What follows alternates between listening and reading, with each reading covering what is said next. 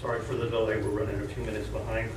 On behalf of the board, I want to welcome all our parents and students here tonight. It's great to see everyone here. It's always an exciting time of the year for the beginning of the new school year. It's especially exciting for us with all the things that we have going on and have accomplished this summer with the new buildings, the new gym, and moving so much forward with our bonds. So we're really excited for a great school year, and we're glad to see you guys here with us. For the record, this is a regular meeting of the Board of Trustees. Today is October 14, 2019. The time is now 7:05. We do have a quorum of the board present. I call the meeting to order. And I've asked Ms. Johnson to lead us in the pledges and Mr. Rector to lead us in the invocation. If everybody will please rise. To the flag of the United States of America and to the republic for which it stands, one nation, under God, indivisible, with liberty and justice for all. Honor the Texas flag. I pledge allegiance to thee, Texas, one state under God, one indivisible. Let's pray. Heavenly Father, we thank you for bringing us together this evening. We thank you for keeping our staff and our students in the keeping care. We thank you for blessing us to have a grand opening of our new high school gym, which are one of many good things to come to APISD as we move forward into the future. We pray, Lord, that you will continue to bless us to always strive to make APISD the best district that we can. In Jesus' name we pray. Amen. Thank you, Ms. Johnson and Mr. Rector. Agenda item number 2 are the district recognitions. Tonight we have Panthers of the Month and Employees of the Month. We'll also have 2 proclamations from the governor's office. At this time I'll turn it over to Ms. Cook.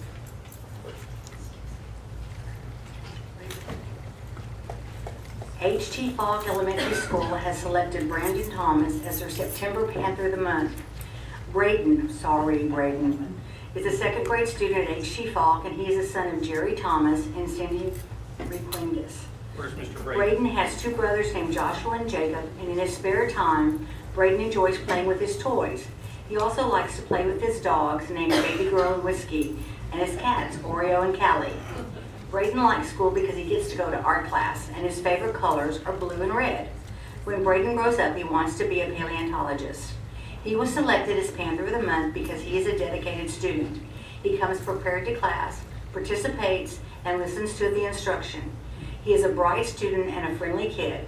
H.T. Falk Elementary is proud to have Braden Thomas as their Panther of the Month. Congratulations, Braden.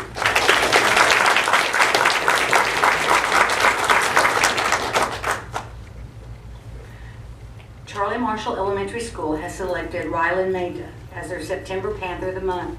He is a 3rd grader at CMES and is the son of Mike and Brittany Mehta. Rylan has 1 older brother and 2 younger sisters.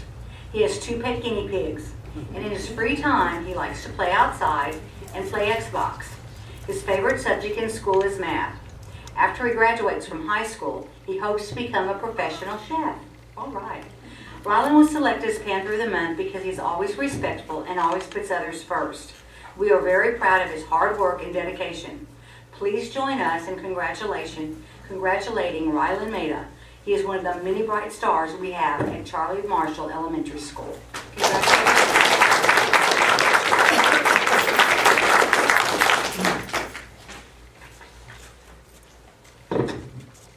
A.C. Blunt Middle School has elected Eric Baker as their September Panther of the Month. Eric is a 7th grade student. He is the son of Keisha and Cody Gunn. He has 2 younger sisters, Lacey and Danny. He loves all animals, especially dogs. He has 2 dogs named Tyson and Cato. When he is not caring for his dogs, he is helping his grandmother and great-grandmother care for their dogs, Chancey and Bernice. He says they are working with Bernice on her racing ability so she can be a contestant in the Dachshund Dash race. He also helps with Tucker, his grandmother's very large tortoise. In his free time, Eric enjoys going to different places, and he really likes camping out. In school, he enjoys playing football.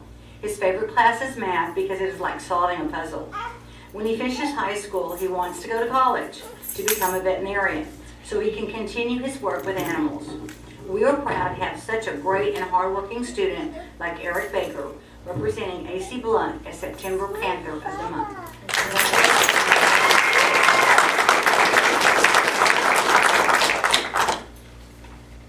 Last but not least, is Aransas Pass High School has selected Edward Trout for their September Panther of the Month. He is a senior at APHS. He is a son of Juanita and Christian Trout. He enjoys spending time with his family and watching Netflix. He also loves taking care of and playing with his dog Kendra.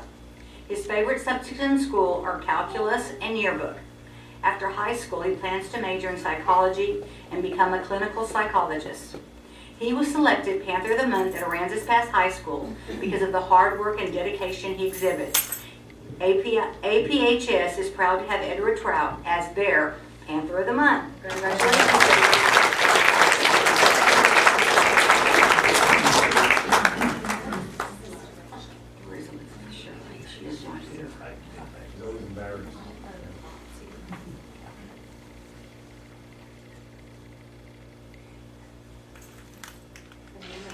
Congratulations, everybody. Congratulations, Edward.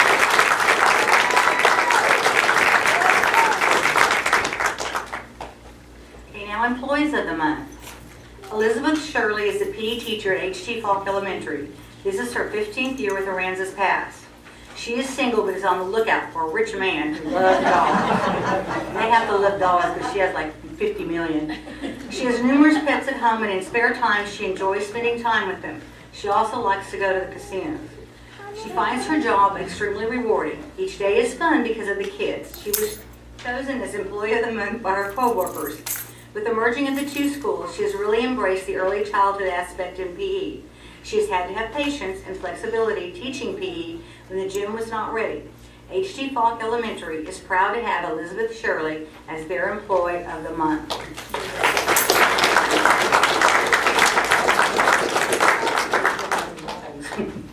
Okay, sorry. Charlie Marshall Elementary is proud to recognize Jacob Flores as their Employee of the Month. Jake has been a part of our CMES family for many years, but this year he accepted the challenge of becoming our elementary PE teacher at Charlie Marshall Elementary. He was somewhat apprehensive at first because this required him to step outside of his comfort zone as a special education teacher, but also because it required him to attain another teaching certificate. He took the time to prepare and accomplish this task with ease. Coach Flores has a true gift of motivating students and helping them first to identify their potential, followed by giving them the confidence to achieve their potential. This year, Jake is sharing that gift with over 340 APISD students in his PE classes at CMES, and his efforts are noticed, not only in the gym, but all over the campus. A day doesn't pass where we don't hear Jake talking to kids about reaching their full potential, and that success comes through progress. This can be progress in the classroom, in sports, or through adjusting life choices to help them grow. Charlie Marshall Elementary is proud to have Coach Flores as part of their teaching family and are extremely proud to have him as our Employee of the Month. Thank you, Jake, for what you do for our Charlie Marshall students and staff.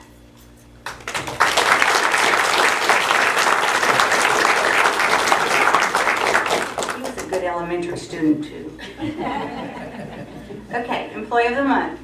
The Employees of the Month for September AC Blunt Middle School is Crystal Sammons. Ms. Sammons was chosen as Employee of the Month by her peers because she is a hard worker. She truly cares for her students and their success and is an awesome teacher. This is her bio. Being surrounded by children with exciting potential makes every school day an opportunity to celebrate. No matter what age students are in my classes, the continuous reciprocal flow of knowledge adds a spark that grows their dendrites as well as mine.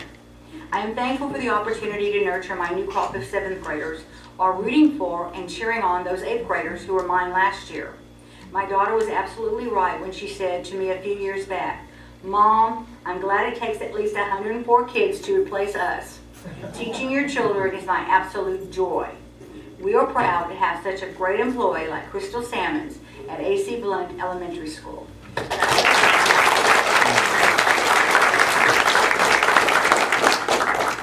Last again but not least, Adam Cooper was selected by his fellow teachers as Employee of the Month at APHS because of his hard work and dedication he exhibits for our students. This is his biography in his own words. This is my 4th year at Aransas Pass High School. I graduated from the University of Texas and have been teaching and coaching in Texas public schools for 12 years. I am married to the most wonderful woman in the world and blessed with 4 children who regularly make me proud. I come from a family of teachers, and I carry on the family tradition. Has always been a source of pride for me. I teach both history and English, and I coach both football and track. Working with young people and getting to be a part of their growth and development is the most fascinating, rewarding experiences one can imagine. It is. I'm glad I made the decision to come to Aransas Pass. People here are friendly and welcoming. The kids respond to teachers who reach out. Purple and gold suit me. Aransas Pass High School is proud to have such a great employee like Adam Cooper.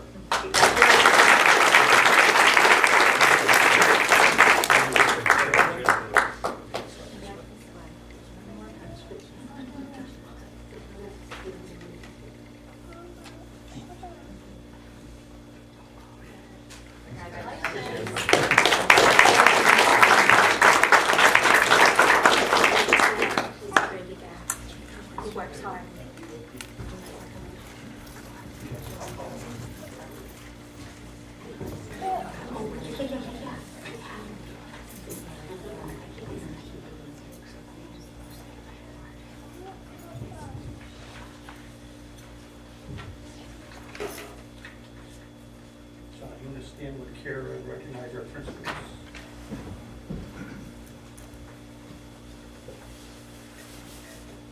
Is Ms. L here with us tonight? Ms. L, will you come up? Mr. King? You?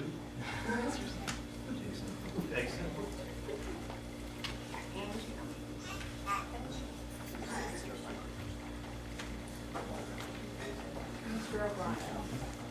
Mr. O'Brien? We got everybody. We didn't have to score. We haven't had to score. No. Okay. We are recognizing Principals Month, October 2019, a proclamation from the governor. The state of Texas governor, to all whom these presents shall come, greetings. Know ye that this official recognition is presented to all observing Principals Month, October 2019. The most important part of ensuring that young Texans can fulfill the potential of their bright futures is providing our children with a rigorous and well-rounded education. Principals are a vital part of our children's education as they set the academic tone for their schools by working collaboratively with teachers to build high academic standards, set performance goals, and utilize the best practices for achieving those goals. At this time, I encourage Texans to learn more about the contributions of elementary, middle, and high school principals and the roles they play in ensuring every child has access to a high-quality education in a safe and supportive environment. First Lady Cecilia Abbott joins me in wishing you the best. Signed, Governor of Texas, Greg Abbott. Before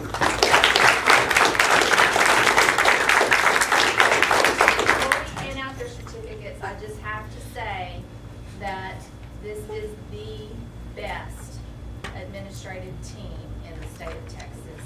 I say the nation. They are truly a joy to work with. They're inspiring. They're visionaries.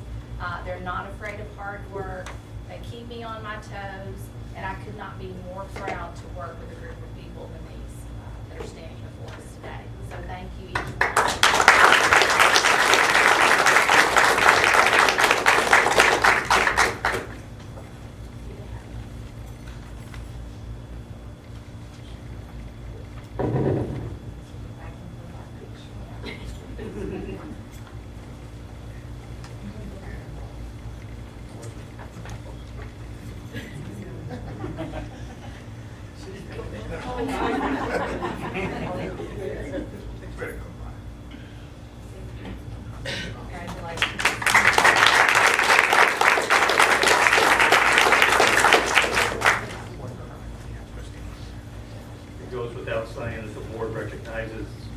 a big responsibility that you gentlemen and this young lady back there have for our students. It's a big responsibility. Our students, our parents pull up to the schools every day and drop their kids off and entrust their education and their safety to them. So we appreciate everything you do to educate them and take care of them and to keep them safe.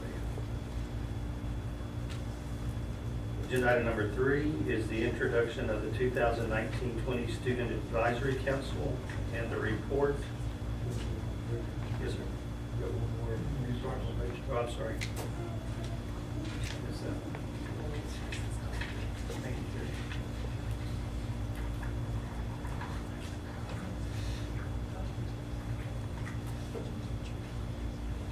Ms. Pettit here? Correct. Wayne, you want to come stand in her place?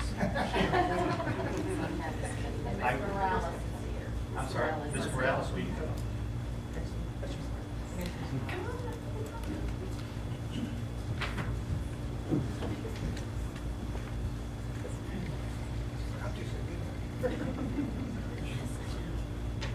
In Texas, we place immense value on our youth, for they are the future of our state and nation.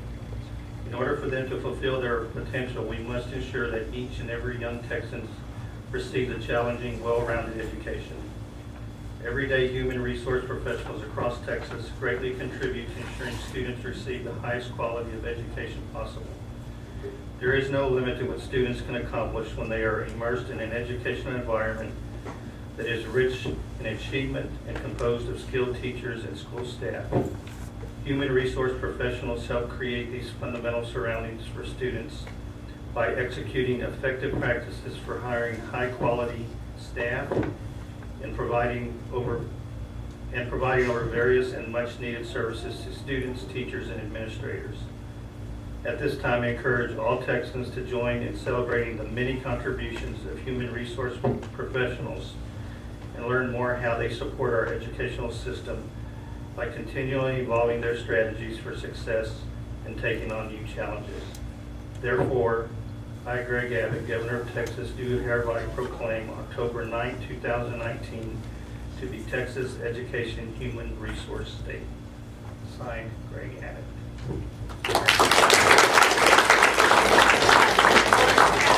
I just want to brag on Bertha. She is truly the face of our district and the voice of our district. She has, if you've never called in and heard her answer the phone, she just makes you feel welcomed. If you come through our doors, she does the same thing. So not only does she help us ensure that through our HR department that we have things running smoothly, working with Kim Bennett, that I think is hiding way back there in the back of the hall somewhere. We'll have to get her later. She was actually doing cheer. She's a cheer sponsor also. Many hats worn it by so many. But I appreciate how Bertha truly embodies what we try to portray to the community is that we're here to serve. And she truly has a servant's heart. She's willing to do anything for anybody at any time. And I just really appreciate that about you. So thank you so much.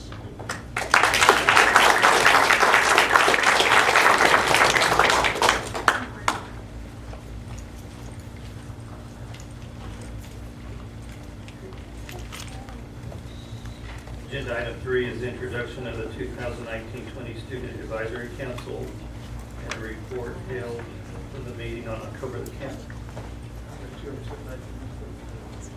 Okay, if you are on our Student Advisory Council, will you please stand? And I would like for you to show that enthusiasm by introducing yourself.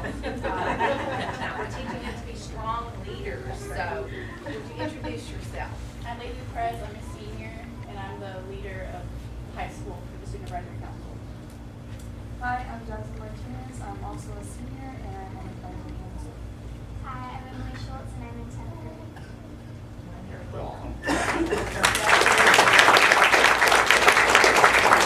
We have some wonderful students on our advisory council, and two of these ladies, they served last year and wanted to come back and be with us again. Oh, I apologize. I'm sorry, sweetie. You know, sometimes you start getting old, you can't remember stuff, so I do apologize. And for them to want to be a part of this, this opportunity to come and meet with up to three of our board members and go through the process of having their voices heard. They basically represent their peers, and we have different topics that we're looking at as far as district initiatives, things that we want to do as we step into the future together. Our first meeting was a great meeting. I'll let Mr. Molinek speak to that. But I just want to say how proud I am of these three ladies for coming tonight. I know you're very, very busy, and thank you so much for coming and being here with us to represent the other students that were unable to be here. So, Mr. Molinek, would you like to share anything about our first meeting? Yes, ma'am. Yeah, we kind of discussed a little norms for a meeting and kind of set some guidelines, and we want, one of the norms was is that we wanted members to follow the address and meeting agenda during their discussion. Don't go off on other topics. Discussion should remain positive and focus on ideas, not specific people. Members are to use protocol when applicable, such as the chain of command.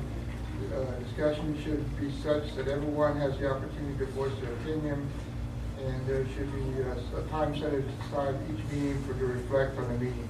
So those are norms we kind of set up at the meeting last time, and then we also kind of went through and set up items for discussion in our monthly meetings in the future. And the topics that the students that come up with, this is not us, the school board, but the students wanted to talk about is dress code, generating school spirit within the district and community, and district beautification, improve communication within the district and the parents, improve student attendance, campus technology, and course extracurricular activities and offerings. So those are the topics that students wanted to discuss, and so every meeting we're going to take one of those topics, and they're going to bring us ideas from the campus, and then we're going to incorporate those back into the meeting, and they're going to bring them up to us so we as the school board can kind of act upon what they want. So, and like I said, we had a good meeting. We had a very positive bunch of kids that are all active and very positive. So I think this year we got a good group of students there, and they're all going to be, very productive. And I think they got some good ideas to share with us. Any comments from the board? I just enjoy sitting in with the students and listening to them, concerning some of the ideas they have. You'll be amazed what they tell us. But they are very bright, some good ideas. Take it home. The one thing I would tell you young ladies that are here with us tonight is there's several meetings that y'all had last year. There's several topics that y'all discussed that came to us that actually we implemented change because of the information that you guys shared with the administrators and your team. So please make sure and let your other members know that it's not just a moment to get out of class and have some fun, but it's really beneficial to the whole district to hear your ideas on what you're thinking. So we thank you for serving. We look forward for some good information coming from you guys. If I could say one more thing, I loved how the first time I saw Jasmine at a football game for this new year, she ran up to me, hugged me, and said, when are we starting the Student Advisory Council? We're going to be on it again. I'm so excited about the changes I'm seeing that we've had a part of, that we're setting a new course as we step into the future. And I'll tell you, that just warmed my heart to know that they're seeing that their voices do matter and that they are making a difference. And they're leaving a legacy as they go on off to college or whatever they're going to do next. They can look back and know that they started these new ideas and these exciting opportunities. So I just wanted to share that. Not to embarrass her, but I just really that kind of stuff warms my heart, and that's what keeps me going. So thank you. To the parents that are here with students, we're going to take just a quick pause and break. I know you guys have dinner and homework. We're going to be here for a little bit longer with our agenda. You're more than welcome to stay here and to listen to all the information. Or if you'd like to take a brief moment and exit, you can do that at this time.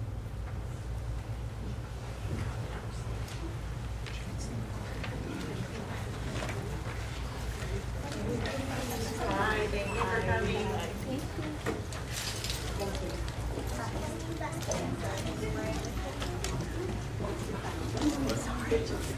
You're welcome. Thank you.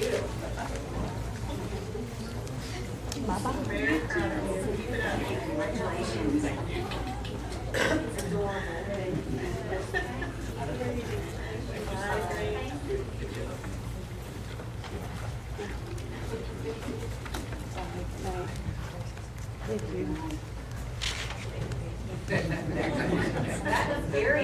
impressive, young man. Thank you so much.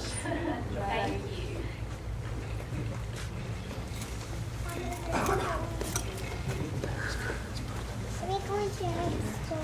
Agenda item number 4 is public testimony. You'll notice that the item heading has changed from public comments to public testimony. Pursuant to House Bill 2840 that was passed this year, the board will allow every person who wishes to address the board on an agenda item to do so before the board's consideration of that item. We don't have anyone that's signed up. Move on to agenda item number 5, which are the superintendent reports.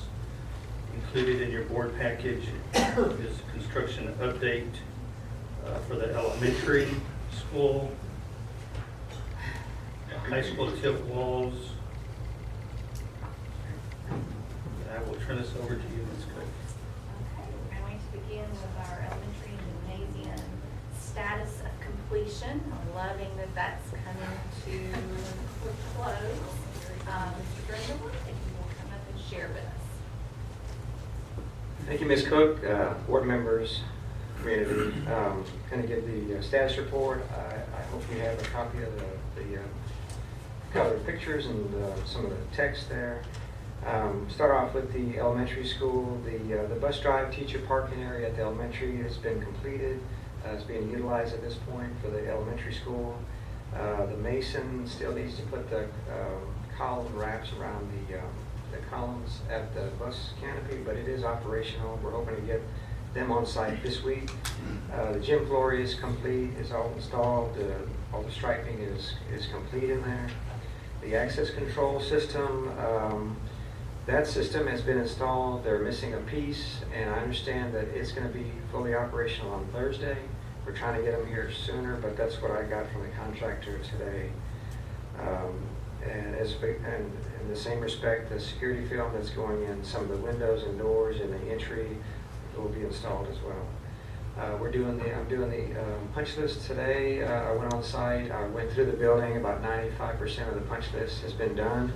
I've still got the exterior to do, but pretty much all the interior stuff is almost complete. Mission kitchen contractors corrected about 95% of the kitchen issues, so most of that's been resolved and corrected. Landscape contractor is supposed to have been here today. He's going to be here tomorrow to assess and start his irrigation and landscaping work. We relocated the dumpster pad from kind of front of the school to more in the back of the facility. Still has good access from the kitchen staff, and that'll be a little more screened from the front of the school there. And we continue to have our meetings on site on Tuesday. You can look at the photographs. You've got the main entry pretty much ready for landscape, the gym floor, which has been completed, and the bus drive and lighting completed in the bus loop. The new gym complex, that gym was substantially complete, and the district is using for games and practice, as you know. The glass cases have been installed in the concession areas, so hopefully that's being utilized. And we're about 95% done with all the interior punch and exterior punch items. We'll continue to check these as they completed. And then the last I have is on the high school concrete wall repair. I know the general contractor is here tonight to kind of give you maybe more information on that. But at the time when I looked at it, it was about 45% complete. The sample colors have been selected and approved, and they were removing the caulk at the panel joints, installing back around the ceiling, so getting the building sealed up very, very nicely. So I'm happy to answer any questions that you may have at this time. Board members have any questions for Todd?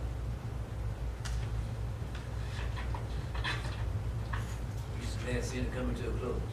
Very, very nice, yes, sir. Thank you, Todd. Thank you.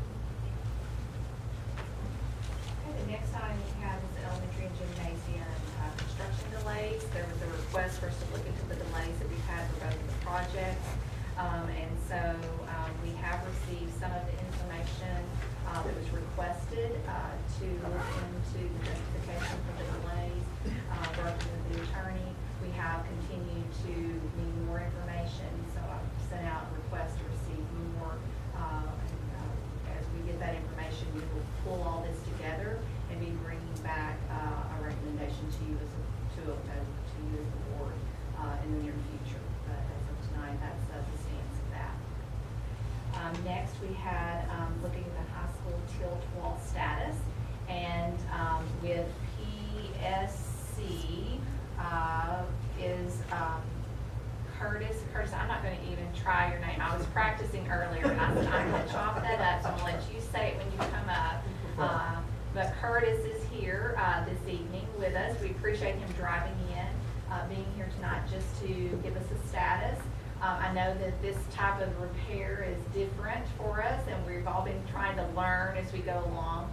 I want to say before he comes up that we have been very impressed with he and his company and the way they have been taking care of business. They're not afraid to work on weekends. Wayne said he went by yesterday morning about 8 o'clock and they were out there. I went by yesterday at 4 o'clock and they were still out there. We've seen them many weekends working.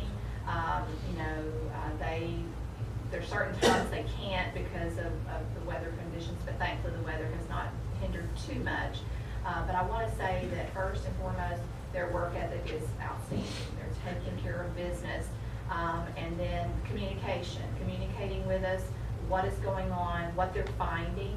And as with any project, as you get in there and you start cleaning up and knocking some of that concrete out, we found a few more issues than we realized. So we're going to kind of talk through some of that. So tonight, Curtis is going to share with us where we are, what we're doing, and then we'll kind of get into some of the areas they're going to need a little more attention on our part to make sure that we take care of this as we all like it to be. So it's completed and not something we have to come back and revisit in the near future. So Curtis? Great.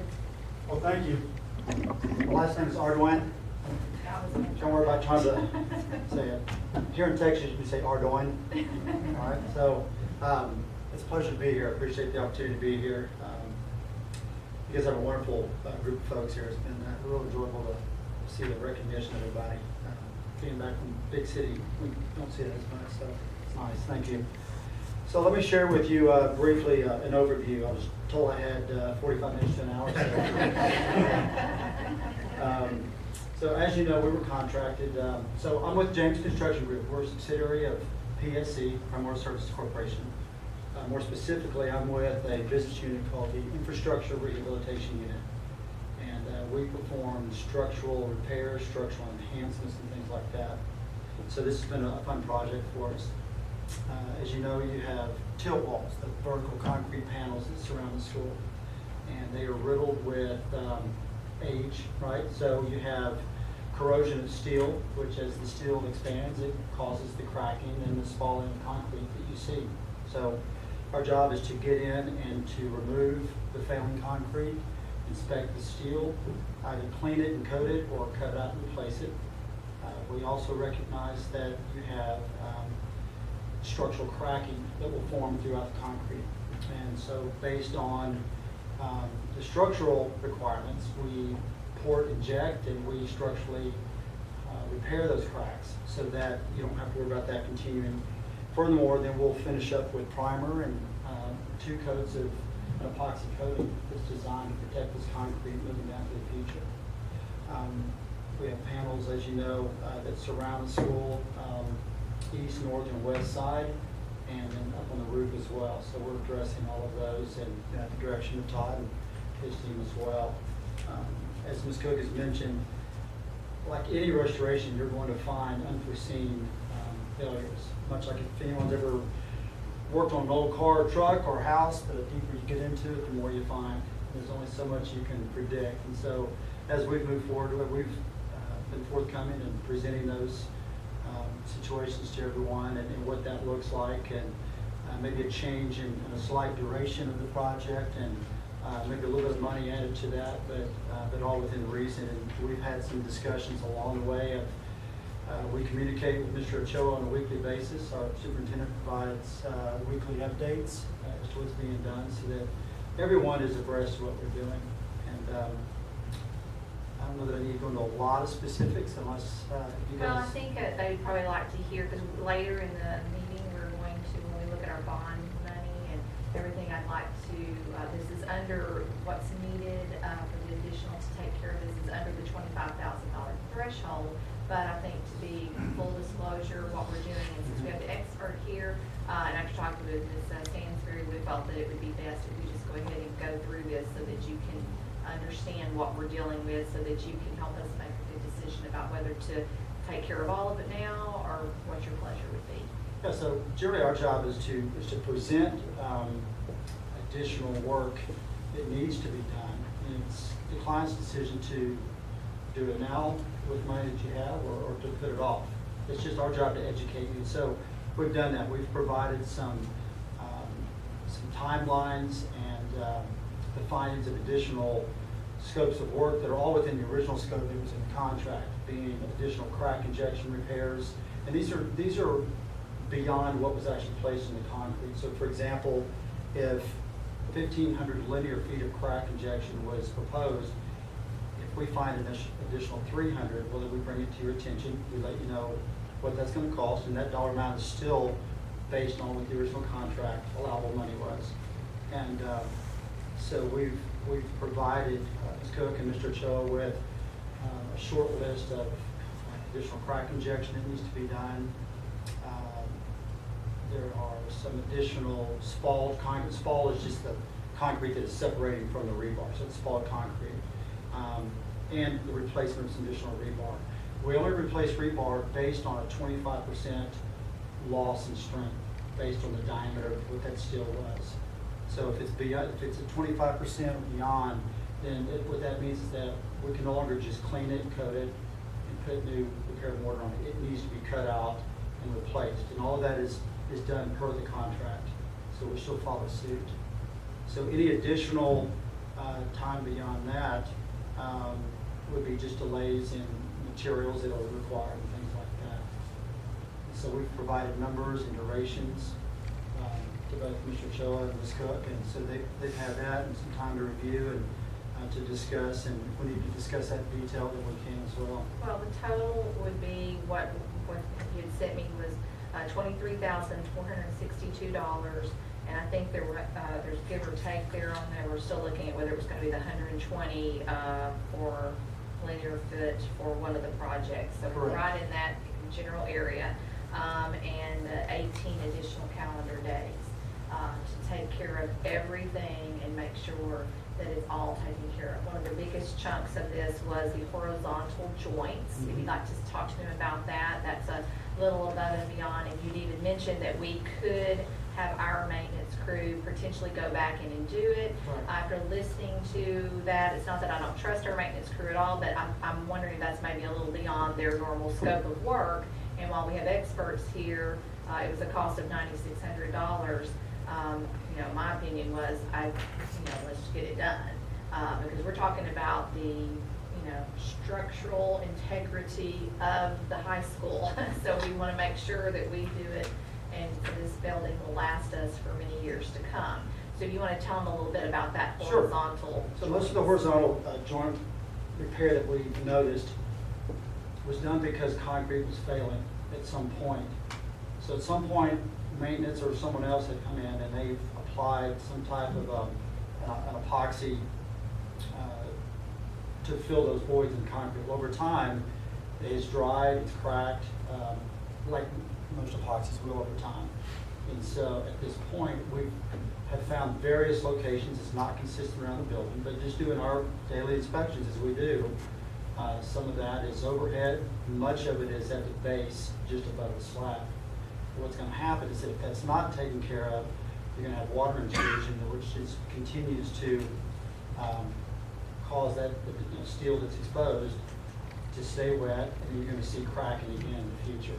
So now's the time, again, whether we do it or the maintenance department does that, to get the things cut out, removed, inspected, clean it, and then put the new epoxy coatings back into those areas to keep it watertight. Board, any questions? I got a couple of questions.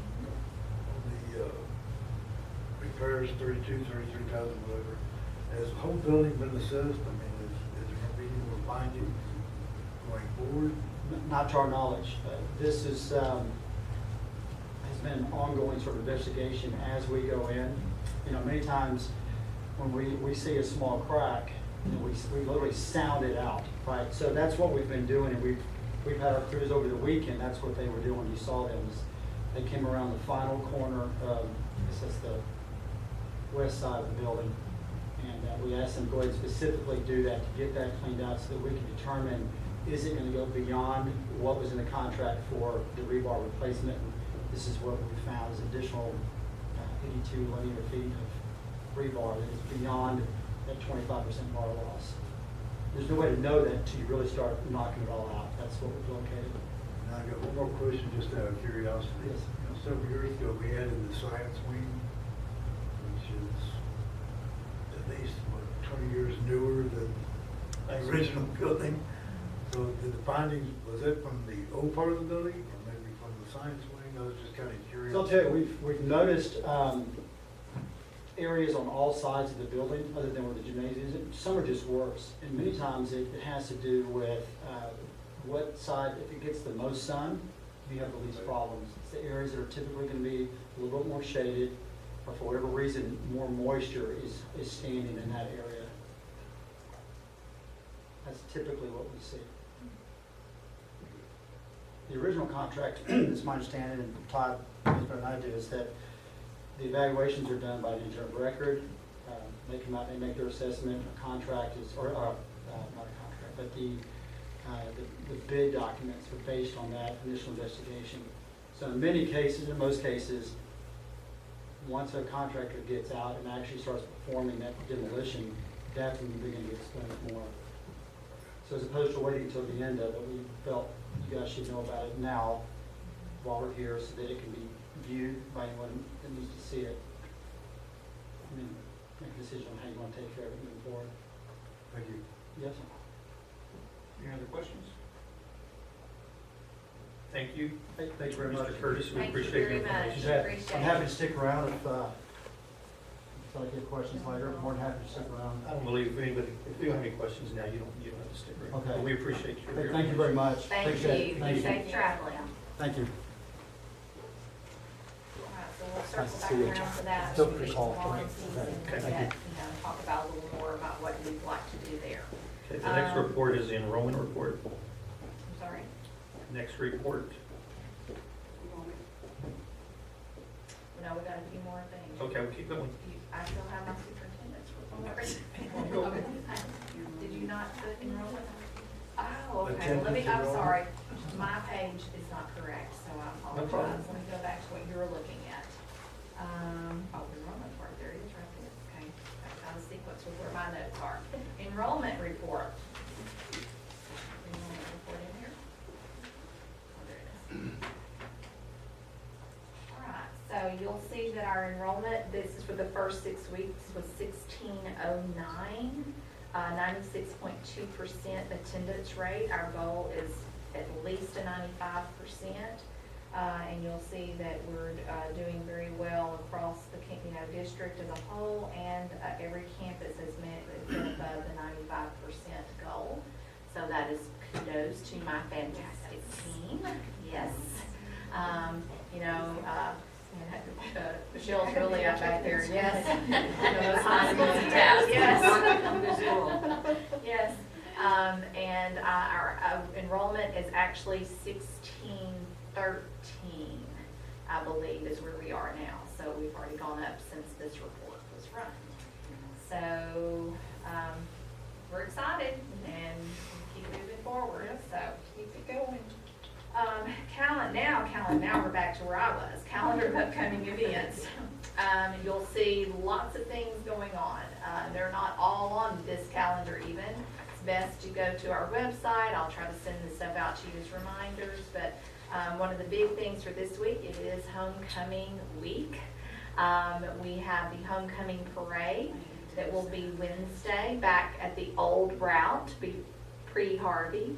When I checked with Diane, I believe we had 25 participants in it, basically within the school district. I don't think we ended up getting anyone from outside, but we're wondering if they're still thinking we're doing the short route and maybe just haven't see we're going bigger. So we'll keep working on that for next year. But I think this is going to be a lot of fun leading into. It will not be the tailgate this time. We'll go right to into the field for the festivities. So that should be fun. Of course, then have the big homecoming game this Friday night. So that's the big pieces happening right now. And you can look at the calendar for the other things that are coming up. Ms. Cook, I looked at the weather, and it's supposed to be a front come to Wednesday. It might be a possibility for thunderstorms Wednesday afternoon. Well, it depended on which one you watch. I watched one and it said it's coming Thursday, and then I watched one and said it's coming for Wednesday. So, yes, I mean, we'll have to look at that. If it's dangerous, unfortunately, we would not want everyone out there, and but we're going to hold out hope that it's all going to be okay. But yes, They come through, everything gets through. if we see, real early, then we'll make that call and be sad that we'll have to cancel it. But anyway, hopefully not. We're going to think happy thoughts. But yes, and if that happens, we'll push out through Facebook and so forth, call outs to let everyone know. Happy thoughts. Panther Pathways Learning Design Overview. Just real quickly, I wanted in your package this is the draft of the Panther Pathways. I have it projected on the screen, our visual for it, and then you had some of the background. There's still some things that are not quite like we wanted, especially with the icons, that we were very picky about all that. But a lot of work went into this. I appreciate those of you on the board that came and were a part of this process. It was very intense, correct? Yes. Very intense, a lot of emotions, a lot of passion, yes, a few debates. I thought we were going to have where we thought of the knockdown dragout might come with the icons, and even the facilitators said that. She said, I have never seen a team that gets so intense about what their little symbols are going to be. But our symbols had meanings. We wanted them a certain way. This is so exciting because this is a culmination of us reaching out to our all stakeholders and then having input into what we want education to look like here at Aransas Pass as we move into the future, step into the future. Then the team of 30 plus, which were representation of all stakeholders, met in here for 3 very intense days, working through lunch, hard conversations, and tried to be true to what we felt was the feeling of everyone that had put forth information and had a vision. So you have some of the information. Like I said, we're still working on tweaking some of it, but I just want to refer to the Panther Pathway, which is really the big overview of all that of the culmination of what we talked about. One of the first pieces, we were to really think about our beliefs. From all the information we had, what are the beliefs? What do we believe before we set forth? And that, I got to looking, it actually was not put into your packet, and I apologize, so I wanted just to read this to you. The beliefs that the team came up with based off of the information we had, is that students deserve a safe environment where they are excited about learning and will achieve personal growth. That encompassed 3 pieces. Safe environment, which I know has been a huge piece for you as a board of trustees pushing toward, where they're excited about learning. We want to create an environment where students are excited every day to come to school and be a part of the learning process, so that they can achieve personal growth. That we're going to take every student from where they are and help them grow as far as we can possibly get them. The second belief, students thrive within a supportive community. That a supportive community is a pivotal piece of everything that we do. And so we're doing everything we can through this belief system to incorporate that and reaching out into the community and building those relationships. And students receive an education that prepares them for 21st century. So that we're preparing them for jobs that have not even been created yet. So our call to action after that was, and like I said, this room we had pages all the way around this room of the thought process that went into. So the things I'm reading to you did not come that easily. There was a lot to that. Yes, it looks real neat now, but you can go in my office and see the messy. I still have it on the board to remind us of the pain. But the call to action became all APISD students are equipped to excel in an ever-changing tomorrow. Not we'll think about it, not we're going to try, but they will be. They are going to be equipped to excel in an ever-changing tomorrow as we step into the future. Once these things were decided and talked about and reflected upon, then we move towards the 4 pieces that you see at the top of the paw, where it is looking at what are learning profiles, what are key areas we need to focus in on. And you see the first one is communication, how important it is to ensure that our students can communicate effectively to get their points across. But communication is also about listening well, being able to debate or have a good conversation, good healthy conversation with good results. The next piece is collaboration. We live in a world today where we know just about every job you have to be able to collaborate, problem solve together to come to those big answers that are needed for the problems that we face. Forward thinking. We want our learners to have opportunities to be forward thinking, visionary, thinking outside the box, and thinking about what their learning looks like and how they can excel in their learning. And then the final one is work ethic. I thought this was a great one because the number one thing that jobs are asking for is send a student. We can train them in the details of the job if we can get good people to come in that have good work ethic. They show up on time, they take their work seriously, they take care of business. And so those four areas, which encompass so many other pieces, were the 4 cornerstones, you might say, to the learning, that in everything we do, that this will be infused through all of our classrooms in a variety of ways every day, so that our students have those 4 pieces embedded into their very being. So when they graduate from Aransas Pass ISD, they walk out having those learning profiles a part of who they are as lifelong learners. And then the next piece that you see where our icons are, this is the learning framework.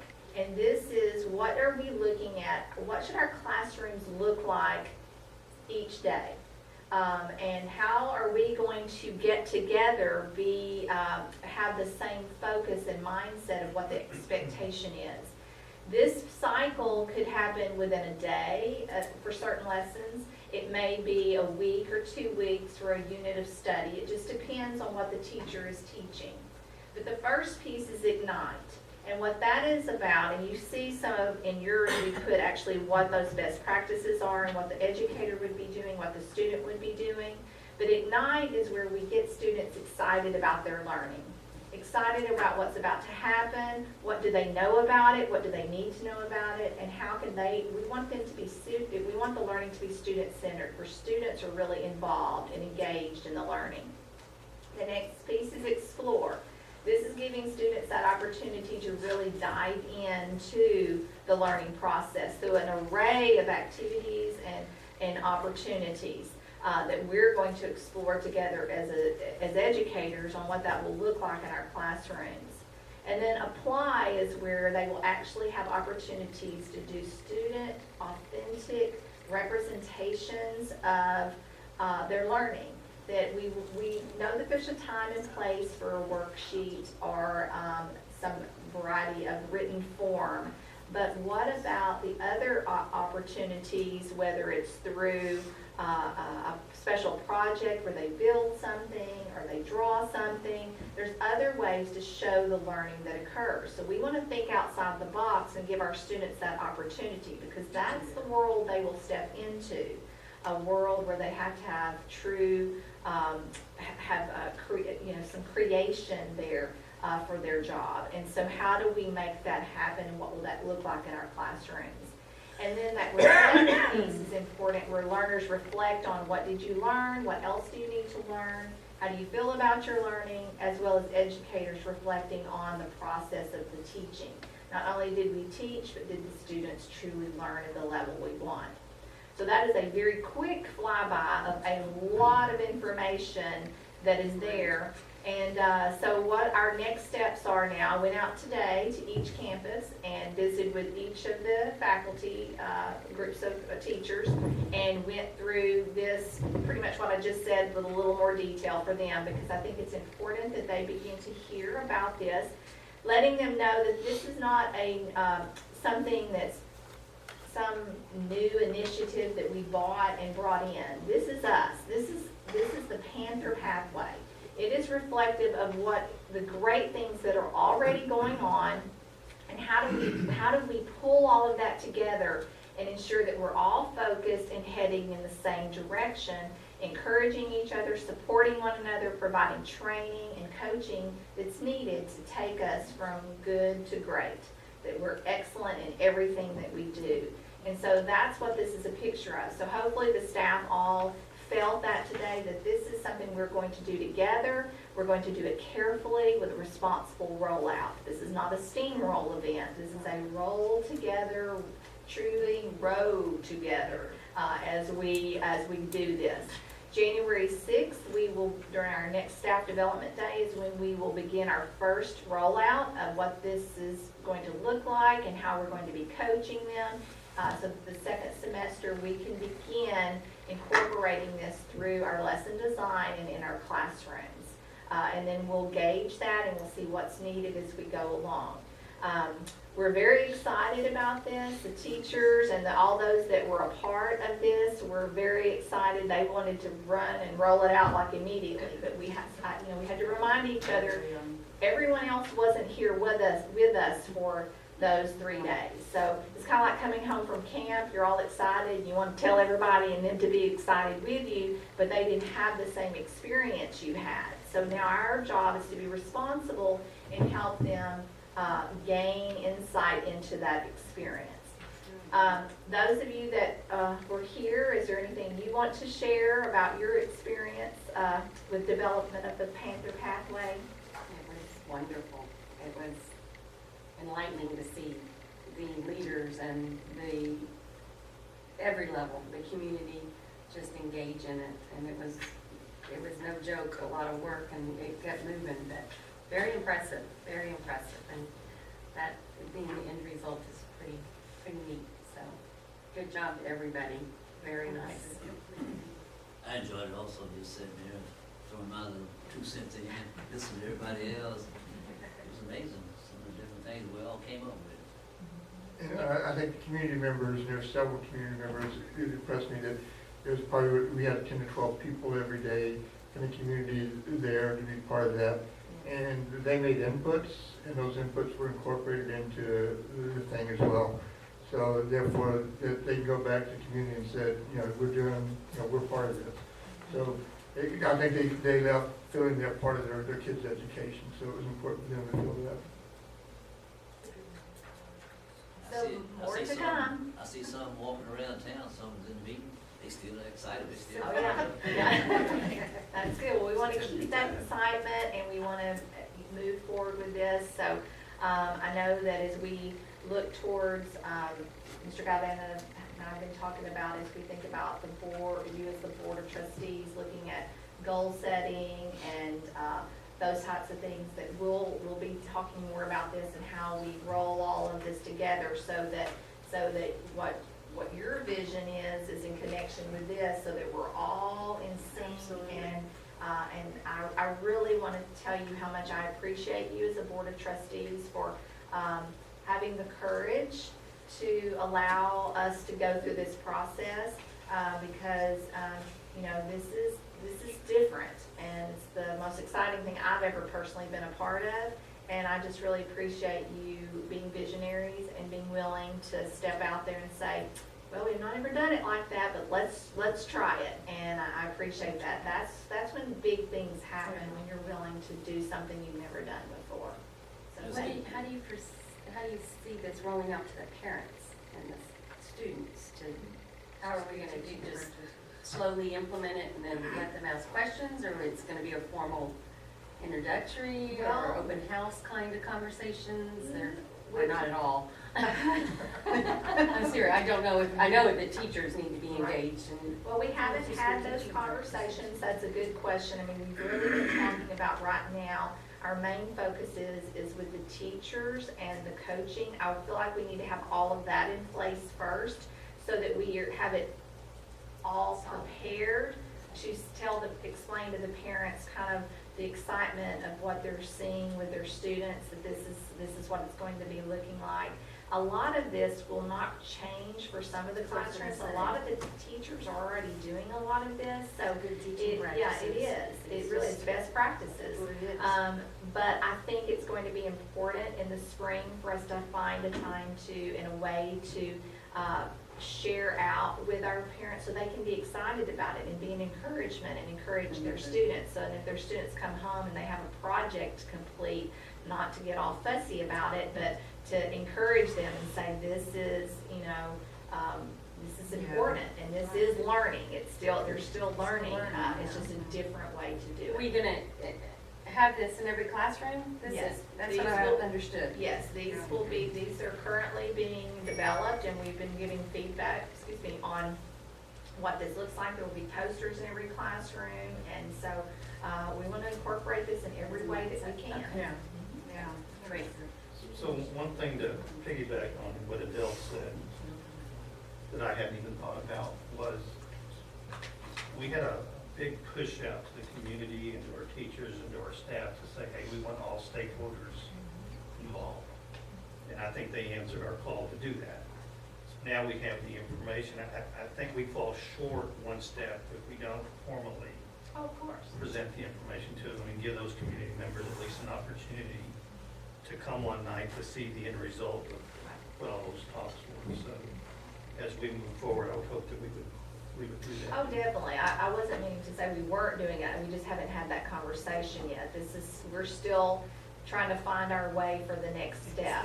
What is the next step? And I just don't want to be premature either to go out and not be able to answer some of those questions because we don't have all of those we are definitely flying, building this plane as we fly it. So have an internal time frame at all as far as your internal rollout to staff and coaches? January 6th. January 6th. In expectations, they start building and implementing it as they. Yes. So how many tools will we need for them when it comes to their exploring? Are you seeing a wish list of things to help get the minds rolling and the teachers? Do we not expect that to be a little bit I more would think, curriculum build up? from my experience of going into more engaged classrooms in the past, that we will start seeing some of that occur because as the teachers get adventuresome and really step out, they'll want more supplies, they'll want access to different things. And so that will be part of the growth that we'll experience is because if you want them to do projects in a classroom, they're going to say, where are the supplies for us to do these projects? And to put that burden on the families to always do that, that gets difficult. So there are going to be growing pains through this as the teachers really stretch their. And we don't want Some more to than stifle others. that. We want to be able to give it to them when they ask. We're asking them to do this, so we should be able to. So. And I'm hopeful that as we move forward with, we continue to have so many businesses and organizations that want to help us and partner with us. I think this is where they can help us. I know Wayne's been working with the group on it with our Education Foundation, and that's something we want to get back to. That's the way I've seen it in other districts, that when you have teachers that are going to take it to a more engaging lesson or a level, the foundation can give teacher scholarships to teachers that they'll present their plan that I'm going to do this in my classroom, and then they receive funding to help them get the supplies they need to do that. So there's a lot of different ways to do it that we're going to have to start tapping into. But yes, I mean, to go beyond is more than just a mindset change. There are resources that will be needed, and that will be part of those growing pains. All right. Ready? Okay, so thank thank you for indulging me and letting me share that. I think it was very important for you to hear that whole piece and know that more is to come. We are just getting started with that. In light of that, the district and campus improvement plans, normally we would bring those to you tonight. The campus plans are reflective of all the data the principals worked with their teams last spring. They put their information in place. We could have brought that to you, but in light of the changes we're making, I didn't want to be premature again. I would like our campus plans for us to take another look at it with this new lens on and see if there's any tweaking we want done, as well as I'm going to be getting our DEIC committee together to come back and look at our district plan in light of all of this. So we'll be bringing that to you in the next several, well, it'll be January. We'll bring you our plans. Policy says annually you're to review them and approve them. So we're going to step off of our timeline just a little bit because I want to make sure that we don't just bring something to you and go check, we did it, but it truly embodies what we're trying to do. So we'll be bringing that back to you in January. I think that it'll fit better and we'll have a lot of our questions answered. And finally, If I can add oh yes, I'm sorry. piece to that. And this is going to go back to your interview. And one of the conversations that we had was with our campus plans. That, you know, we invested time, our staff invested their time. We came up with a plan. It was presented to us, but yet the feedback never came back on whether the measures were met. I think from our standpoint, and overseeing where we're actually going and how well we're doing, whether the meter's moving or not, we have to be able to measure, and that information has to be reported back. So just as a reminder to that conversation that we had, we want that information back to us with true measures of what those goals were. And if we didn't have the mark, we need to readjust. Right. It's not an I got you moment, it's just a matter of reporting so we know what we're at. Right. And that should always be a part of this process when you bring you the plans so that you know where we are in light of that. And those are living, breathing documents that should be adjusted according to the needs that you see in the district. So definitely. And the last one for the superintendent's report, a lot of information, but so much good stuff going on. District and safety security update. I thought it was time for us to come back and give you some feedback on where we are on this. So much going on. When I came here, talking about when I came, that one of your big things that you told me was to look at the safety and security of our district to ensure that you had 3 pieces that you had stated to me that we've been working on, and with the help of Mr. Bennett now, that is tremendous because we kind of can divide and conquer so many things that we're trying to do. But some of the 3 priorities that you had said was securing the outside doors, security cameras on our campuses, and have secure access entrance to our campuses. So those are 3 big things that we have been working on and trying to move towards completion of those 3. So I've asked Mr. Bennett to come and share with you where we are on the status of those, and then some other great things he's been doing to help with our security and safety. Okay, thank you. As far as doors being repaired, all that's been done on AC Blunt and the high school. Those are pretty much complete. They've had to come back and do some fine tuning of those, but for the most part, that's all been done. There's one little part remaining on the field house that I think we're looking at, but other than that, that's all done.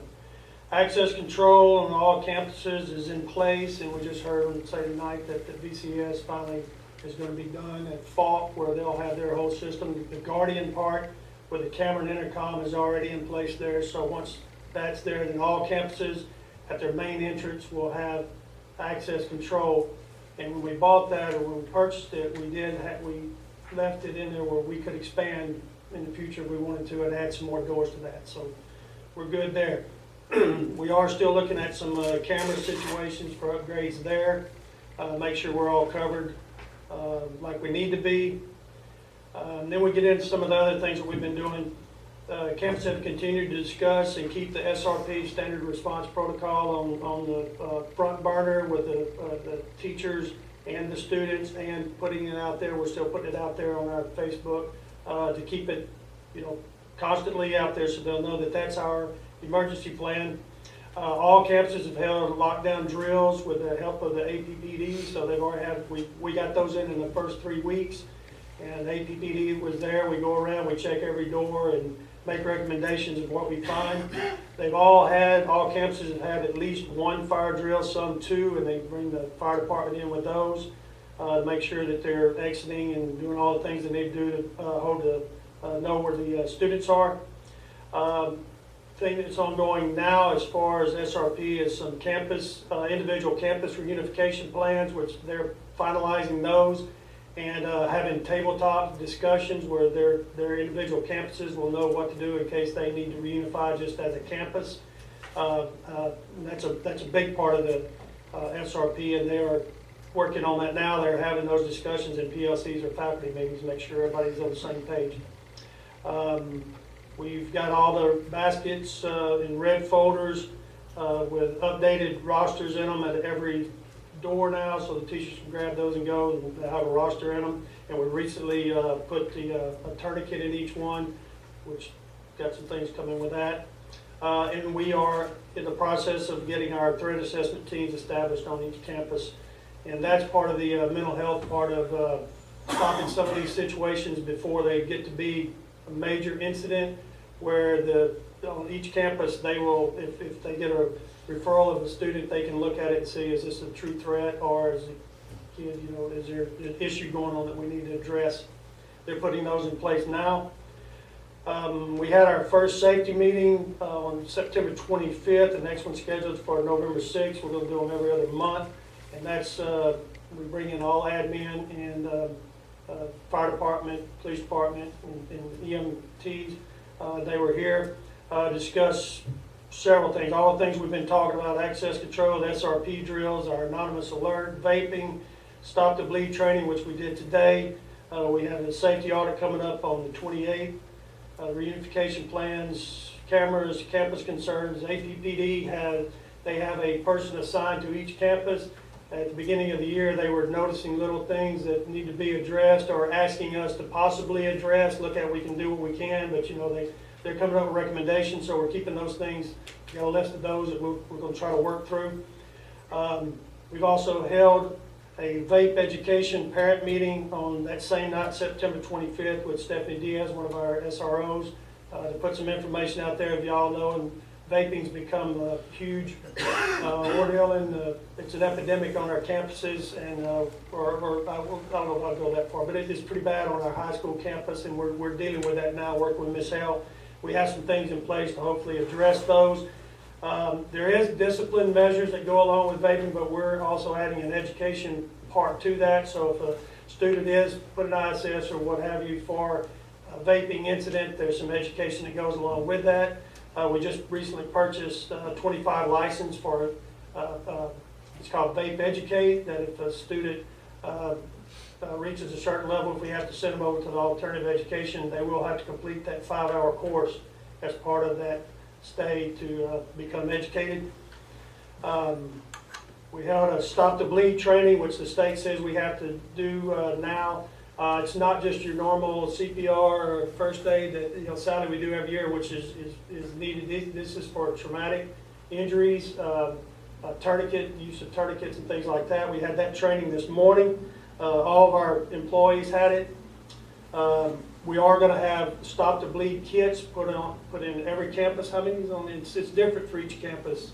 Well, the Stop the Bleed kit cabinets go beside each AED. So at high school we have 4 AEDs, so there'll be 4 Stop the Bleed cabinets, and the elementaries have 1. And there'll be 10 Stop the Bleed grab and go. The police department put our Stop and Go kit. They were impressed with what we did, so it's on their website.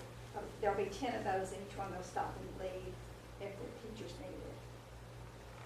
And Or anybody needs it. Anybody needs it. Yeah, and each one of the boxes, it's a box like yay big that goes beside each AED, and if there's a certain situation that comes up, you can open that and grab one of those little stop the bleed kits and run and do what you need to do.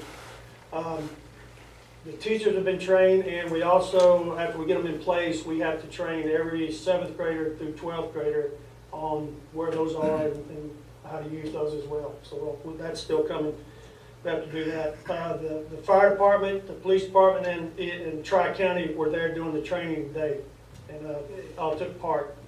So And Wayne, you said, excuse me, you said this is state-driven or mandated? the state says we have to train everybody in it. The students and the? Mm-hmm. So we have plans on to take care of that when we get the stop the bleed cases. Some things we are still looking into. We're trying to get our school check-in, sign-in systems the same on every campus. You go to high school, it's one. You go to Blunt, then really they have a sign-in sheet, but we're working on, we're gonna get all that on one system. Talking to Jason how we can get that done.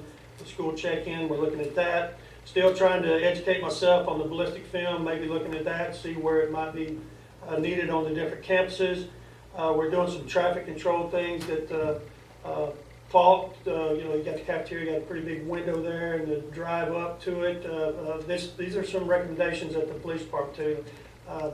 Captain Pierce is on that campus every day, and it's something he said that we need to address, and Mr. Mansfield already has a plan and idea for that. Same thing for our new gym. We're going to put some bollards there to kind of, because that's such a big walkway. We got some measures in place there. Already talked about dealing with vape issues. We're doing what we can to be preventative and educate, but there is discipline that goes along with it, and we try to take care of that. But as we do, we're going to educate. We have a steered straight vape and illegal drug presentation coming to the school during Red Ribbon Week. Looking at space, our Chief Blanchard says if we can come up with a space that they'll put he and his admin team will come and do a lot of their work during the day on computer, actually on the campuses. They've all found a place for them. So we're hopeful to have a PD on campus during the day, 3-4 hours, whatever they can put in. And we just found out today that we will be starting the school messenger text messaging going out tomorrow, where we can send a text message out. We haven't had that. It's been part of school messenger, but we haven't had it activated, but we are starting tomorrow. And again, we got a safety audit coming on October 28th through 31st, and I'm sure they'll enlighten us and tell us some other things that we need to do, should do, or can do. Who conducts the audit? It's an independent contracted group that they're coming in. Is that a state mandate every year? Every 3 years. Every 3 years. And this is our 3rd year, so we have to have it done. One of the things that we talked about when we were in the construction phase of FOSS was the fact that the police department could have live access, remote access to our camera system, and they could be able to see that. Do we have that access now? Yes, they have that. Is They have that. We have it. Matter of fact, Mr. Brew put it. What's the name of it? I know it's DW on here. Digital Watchdog. Where I have it on my camera, which I can pull it up. You can pull it up and see all those cameras. I've looked at things at home. If he's text me or something, I can pull it up right there. Hopefully one day that's where they'll all be. But this right now, it's a really good system. It's on your. It's an app. And they have the police. So right now, the only school that's live is the New Elementary. No, they have. No, they have access to all 4 of the different camera systems that we have in the district that gets in. So whenever they do a drill or they do a lockdown drill, David or PD, the tech guy over there, he logs in and he can watch it and pinpoint it. Every single one of the cameras is labeled so that if he sees something, he can say, look, at this camera. They really like how the elementary is because they can actually say, well, it's in the yellow hall, or it's in the blue hall, or it's over this way in this different colored hallway to be able to locate the guys over there. But yeah, they can get in right now. Awesome. Good. If you look at like smoke sensors in the bathroom that set off when somebody's vaping in there. There's some measures we're looking at that could possibly help us out with certain things. Yeah, I mean, I had districts that have folks send the cameras outside, when the alarm goes off, the camera catches the kid when he comes out. So I think it was Beville? Beville, there's people just telling us about them, that when theirs went off, they took a picture. Took a picture when he come out. That's the problem with vaping, though, that's not smoke. Smoke detector's not gonna pick it up. The ones they have in some of the districts I talked to do, where, some of the. Live, but I'm just saying, Yeah. there's a lot of products that, smoke detectors, they can help you. Yeah. Dwayne, on the reunification plans, one of the things you said, maybe I didn't hear you correctly, you said the campuses were working on a roundtable on each campus with their reunification plans. On each reunification plan, does each one of them consist of the same components, so they're following a process that they have to address every topic? That way we're consistently doing the same thing on each campus. It may deviate a little bit, but we've addressed everything. Right, yeah, so that plan is meant to be as big as you need it, or scale it down to what you need it. And each campus has got the people in place to make sure there's checkers and reunified the whole, but it follows the same one we're doing for the district. Okay, so from a governance standpoint, I guess my question to you is, who in the district is responsible for ensuring that all that's been done? You have, that's underlying, okay. He's been on top of it, and that's why I am so thankful to have him, because there's no way we would have gotten all of this covered. He's done a fantastic job of getting on top of it, staying on top of it. The team has worked diligently, especially with this last legislative session. There were quite a few things that rolled out that had to do with security and safety in light of the events that had occurred the past year. We would have not, having a Panther pathway and doing all the safety and security all at the same time, something would not have been maybe done or done as well as we feel like it needs to be without having more hands on deck. But he's leading out in that and doing a great job. Thank you. Thank you, Mr. Bennett.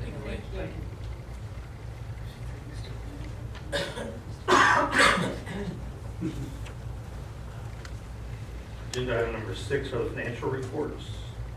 Included in your board package are the accounts payable, budget status investment report, tax collection report, bond finance update, and the FEMA report. Does anybody have any questions on the accounts payable? There are no questions on the budget status and investment report. Just for public information, our current year 2019-20 estimated revenue, total local revenue is $8,016,746. Federal revenue, or total revenue, state revenue is $7,423,745. TRS on behalf is $690,000. Federal revenue is $229,000. Total revenue $16,359,491. There is a slight deficit in the budget, as we all know. Our expenditures are projected to be $16,558,000. Well, I think we sharpened our pencils as close as we could to make sure that we had our pay raises. So hopefully our enrollment will be up, and at the end of the year we won't have a deficit, but we're pretty close to having a balanced budget for the year. Anybody have any questions on the tax collection report? On the bond finance report, just for transparency for anybody that's at home watching, on the awarded contract for the new elementary school, $12,471,352. Paid to date is $11,550,165. Balance of the contract that's due is $921,186. On the sports complex, the new gym, the awarded contract was $4,634,180. Paid to date, total for me, but it looks like it's approximately 4.5 million, with balance of contract of $182,838. On the concession stand, which is a project that we have not started yet, the bond was for $426,000 with fees. Fees paid to date are $35,427. The balance on the contract is $390,572.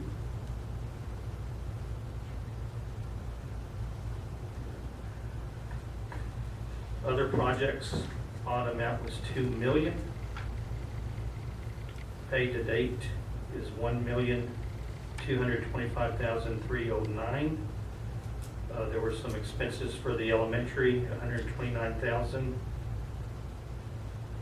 then some gym furnishings of $15,944. I guess that's the high school gym for some of the equipment they needed. For the public, we have spent on the $2 million for other projects. As an itemization, air conditioning, new phone systems, new intercom system. We rekeyed the high school, new roofs at the high school in Keyburger, replaced high school windows, high school door repairs. The total pay for district-wide projects was $1,140,929. Architect fees, $84,379. Total amount on the district-wide projects is $1,225,309. We also utilized the $2 million for some unforeseen expenses that we had at the elementary school. Asbestos removal at Falk, air monitoring of the asbestos removal, Falk surveillance system, wiring for the internet, complete wiring for the internet district portion, Falk washers and dryers, and the new furniture. I believe the new furniture, however, will be reimbursed with the Yes. NIFA? NIFA grant. We have received that, and we just haven't had the actual amount allocated. It should well cover this, plus be enough for us to finish furnishing the entire campus. So just for public information, I think it's really important, the $2 million that the bond passed for were for other projects, AC, security, miscellaneous items, and we have used those funds for that. However, with Hurricane Harvey, we have been able to get reimbursed for some of those expenses. The balance of the $2 million is $365,569. However, we're going to be able to get reimbursed for the roofs at Keyburger and the high school. That's $860,635. So that fund balance will increase in that category to $1,226,000. We have some projects that are in the construction phase still. The tilt wall, $150,971. We also heard earlier tonight the report by Kurt for the additional expenses of some of the cracking that they found for $23,462. We're going to replace the doors at the middle school gym and the high school field house. That's $10,333. Replace surveillance cameras at Blunt and Charlie Marshall, $89,000, and the playground equipment. So our ending balance in that fund is around $852,000.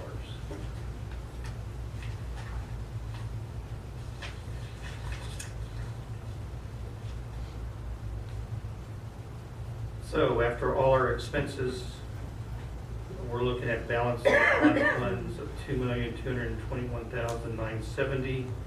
We have interest earned to date of $445,493.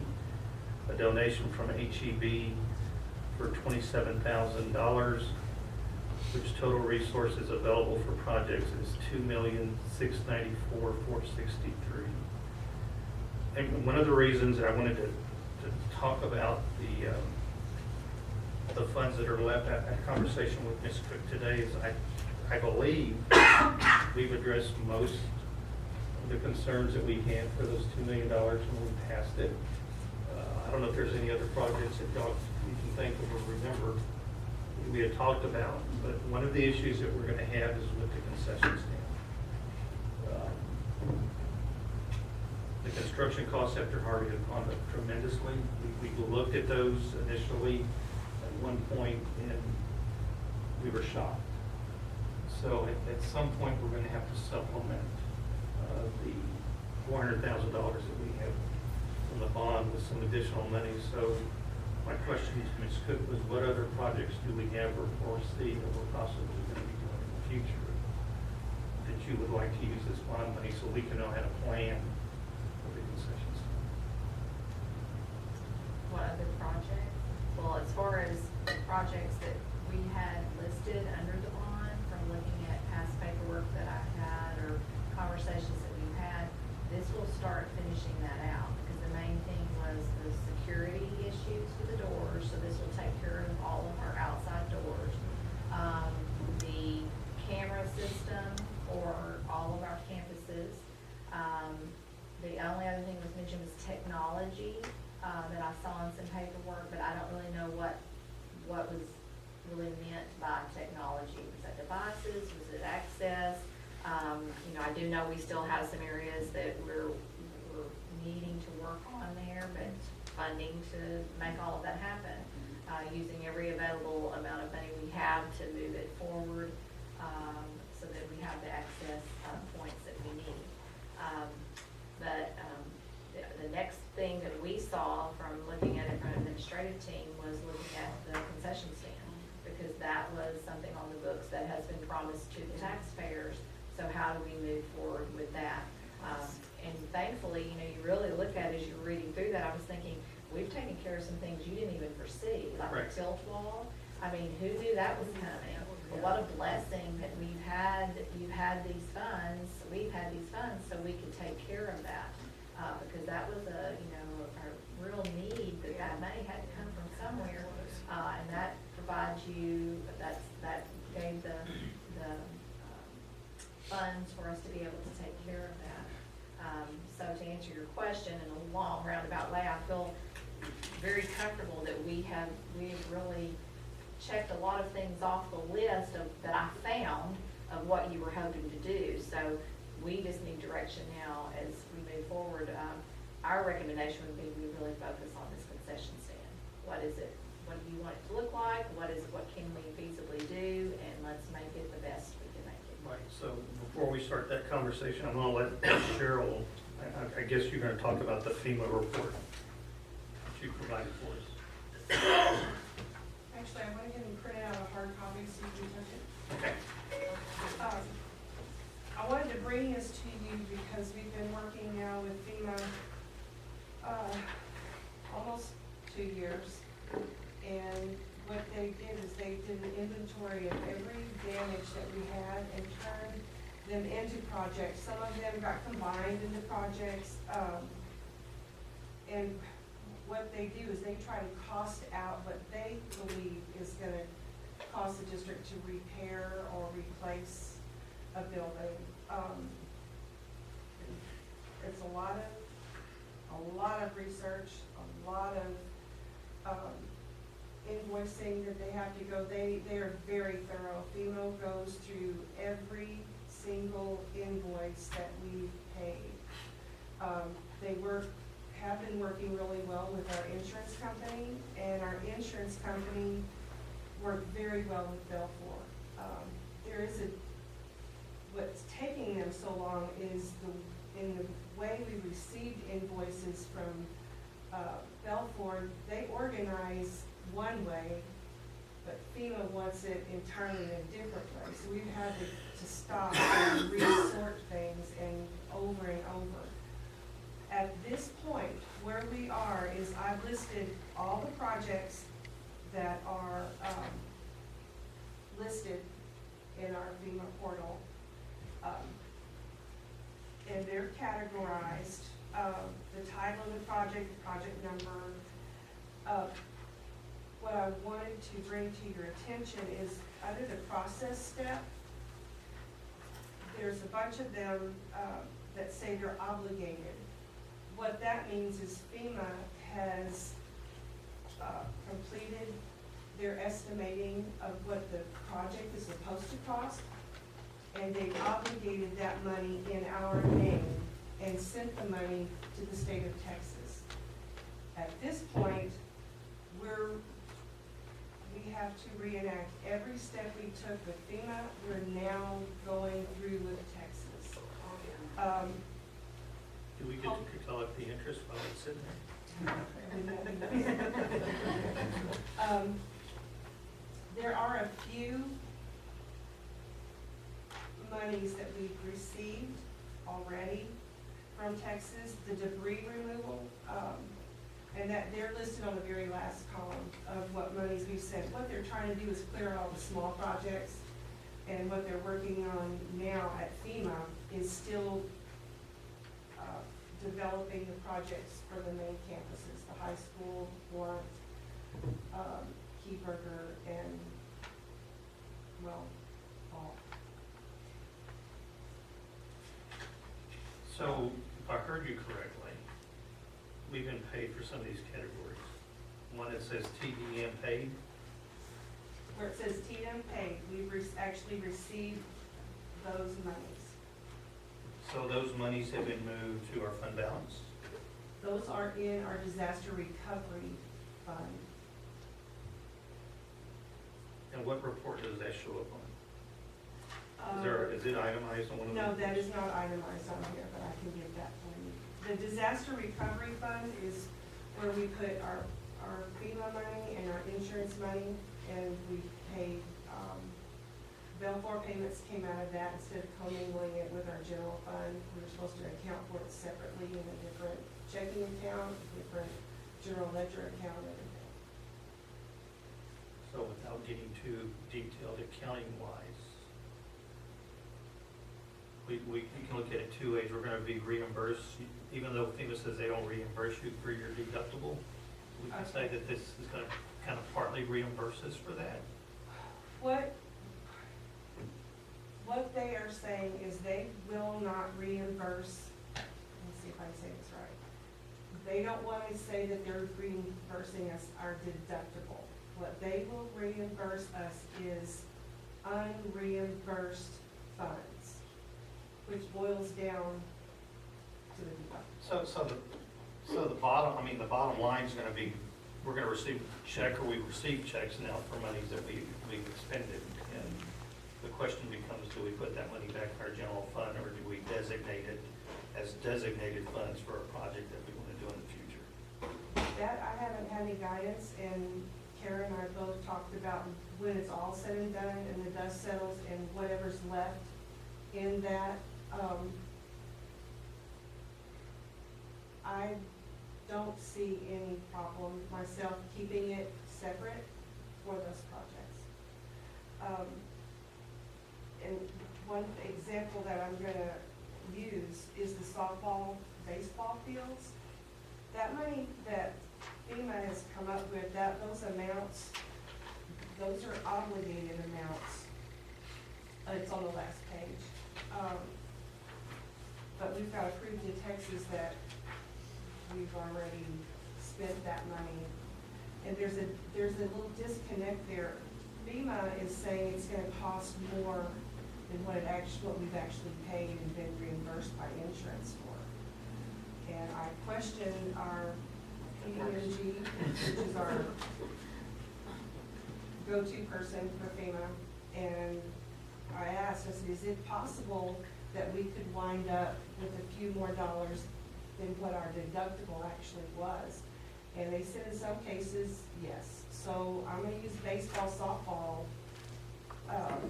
as that example. We've got insurance proceeds for the baseball field of $130,000, but the CRC says it really should have costed $286,000. So there we would be able to realize a little bit more than what the deductible would have been. And I guess where I'm going with my whole way of thinking for the board, and I think the board needs to really reflect on this, is that conceptually we have one project left, and that's going to be the concession stand. We know it's short money, just because of the cost and the increase in construction costs. Personally, as a trustee, I don't want to see us piecemeal what we're going to do in the next remaining projects. And by that, I mean, if we know we have needs at the baseball and softball field, then we need to make sure and include those projects in the concession stand project and make sure that what we're doing looks right aesthetically, instead of it looking like we put one portable building here, not portable building, but one metal building here, and then we did something else.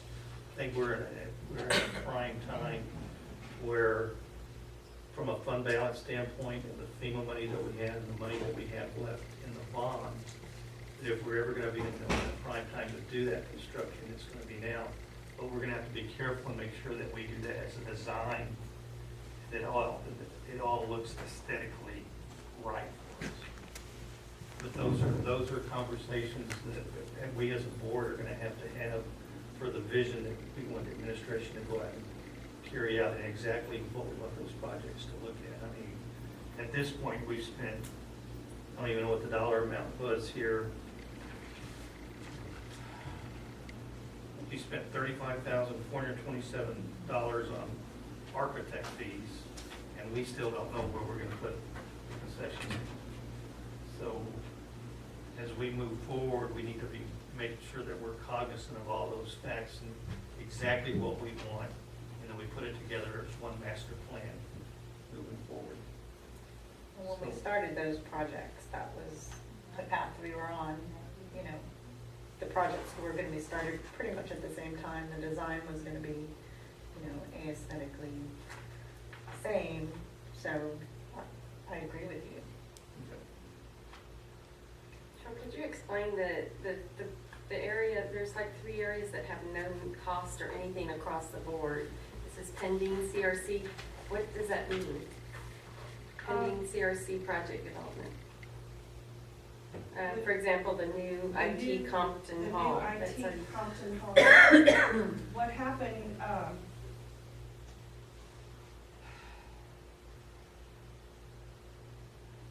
there is some confusion with FEMA over the new IT building, which is Compton Hall. Right. And the old IT building. And that is just something that they're not going to do it, they just haven't gotten to that yet. We have been paid, what, $4,000, the $4,264, no, I'm sorry. For the old IT building, $4,337, we got paid for that building. If I can't, I'm asking permission to from FEMA to keep that money and apply it to what we've used to repurpose the back end of Compton Hall. And when I asked them that, they just kind of put this on hold because I had to write a letter. And all the steps that we took, I've sent them a lot of information, and they're just, they're taking their time. So these aren't off the board. There's going to be dollars attached to this for reimbursement of some sort. Of some sort. They just got to come up and figure out how they want to design the project. And then there's the next one just below it, the maintenance building, warehouse, workshops. Insurance titled the buildings one way. Belfour, when they build us, they would name a building something else, and then on our insurance, it would be named even something else. They're totally confused about the warehouse. The warehouse is referred to 3 different ways in all of this. I've even sent them maps just this past week, showing them which building is what and highlighted the names, and hopefully they will be able to sort it out that way. So until I can get them straight on what building is where, because once we get that decided, then we get to go and pull all those invoices again.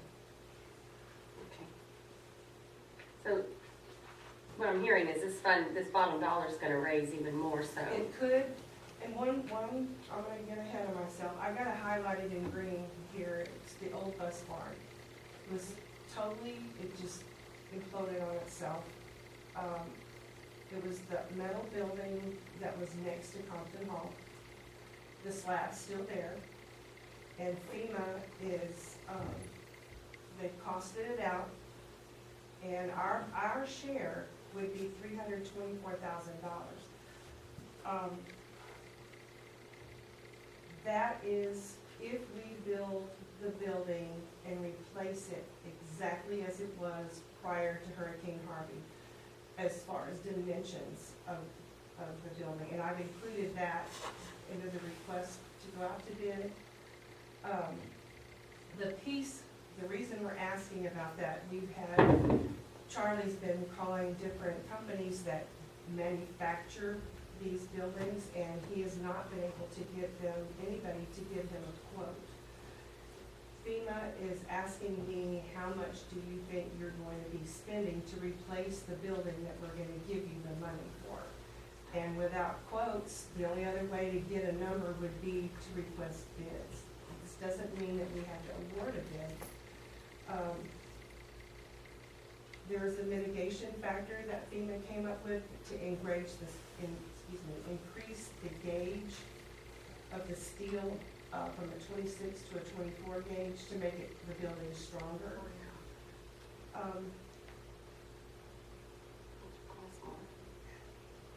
When you don't want to replace the building in the exact same place, again, you have to fill out an application and tell them where you would like to put it, what you would be using the building for. We've already replaced all the equipment that was stored in that building. We use that for our tractor barn, that's what we actually called it. We moved all that equipment to our maintenance building that's by the baseball fields. And in just a thought of what could we use a metal building for, we don't really need it at Compton Hall anymore. It would be more useful and better used at the high school where all the athletic fields are. We could put equipment in there. What we could do with the maintenance building that's housing all of the tractors and equipment, it was suggested that we have 4 Conex boxes that are scattered all over. We could use that building, repurpose it into a storage building for athletics, and get rid of the Conex boxes that are an eyesore. That was just one idea that we thought we could bring to you. If we decide not to rebuild that building at all, then that $324,000, then we'll take this project off of our list. And we really didn't want to give up the chance of getting the $324,000. So worst case scenario, if they deny our request, we just build it at the existing site. And we'll just have to trailer our equipment around the district like we do now. I may be wrong here, but I don't foresee us walking away from $320-something thousand because of the location. Well, I guess that'll work itself through as you get your letter to them. Does anybody else have any questions on the? Thank you, Cheryl. On the FEMA? Thank you for your time and all your hard work.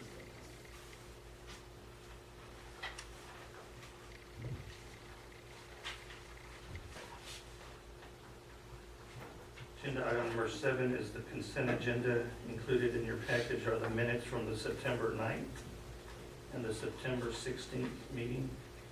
Does anybody have any corrections? If there are no corrections, do I have a motion to approve the minutes as submitted? So moved. Any opposed? I'm sorry. Motion by Mr. Mullinex. Second by Ms. Adele. Anybody opposed? No. Motion carries. It's going to be late, I guess. Agenda item number 8 are our action items. Ms. Cook, I'll turn this over to you. I'm not sure I got that right. The first one is a request for permission to receive the bids for replacement of the metal building as was just described by Ms. Stansberry for the reasons she has presented.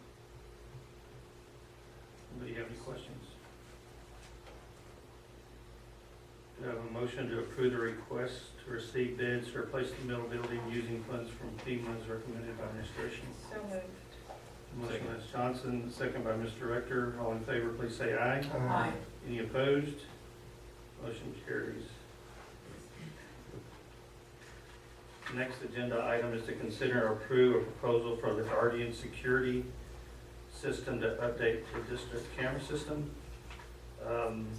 Prior to the meeting, I visited with Ms. Cook and with Mr. Bennett, and we are going to table this item for next month. However, administration is requesting direction on whether we want to replace the cameras all at one time or we want to piecemeal them. I believe we're looking at cameras for AC Blunt, correct? AC Blunt, Charlie Marshall, and Francis Smith. And Jim. So if we want to piecemeal them the next month, then they'll come with their most priority campus, or they'll come back with bids for the total package. So I mean, my personal opinion is we've got bond money still sitting there. Safety was a big concern. We need to address it now, but that's up to you guys as far as whether we want to do all of them at one time or we want to do them in increments. We do them all at once. They may give a deeper discount if we do them all at once or something. Give us a better deal if we do them all. My call. So we're gonna have a motion to table this item? With the guidance. Yes. A motion by Ms. Johnson, do I have a second? Second. Second by Mr. Molac. All in favor, please say aye. Aye. Any opposed? Motion carries. So you have direction for next meeting.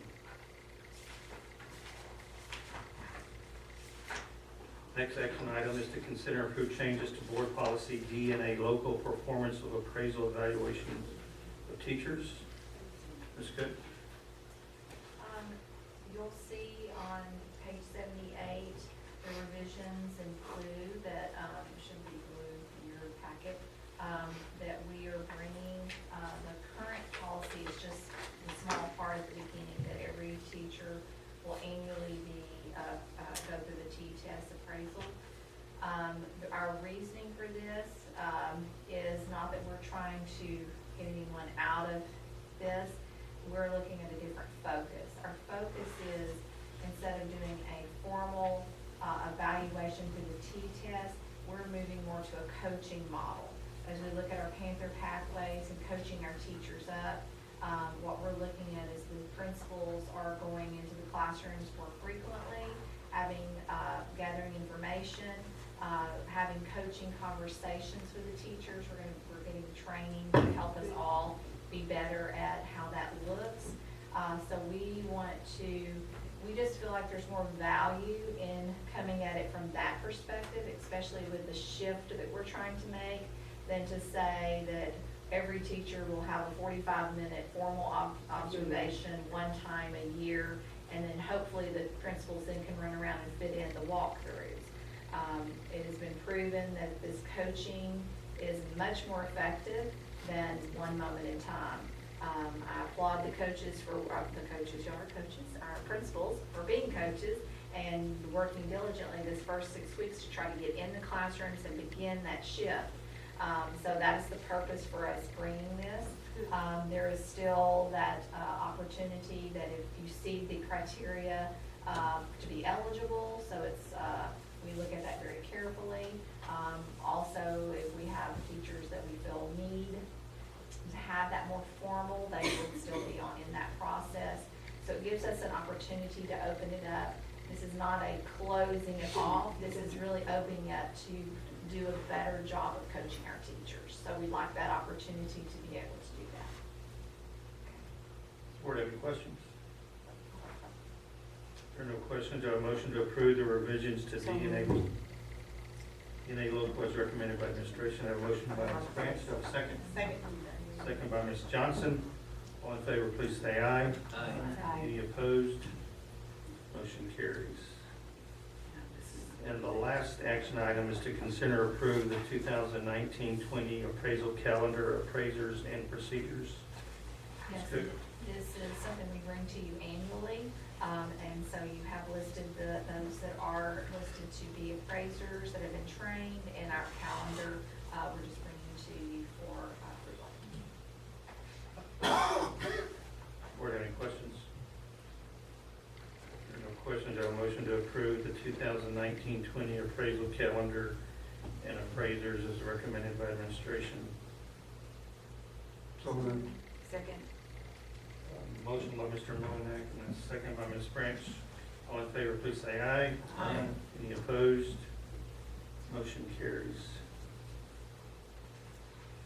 Agenda item number 9 is open discussion for any future items the board member may have. Anybody have anything?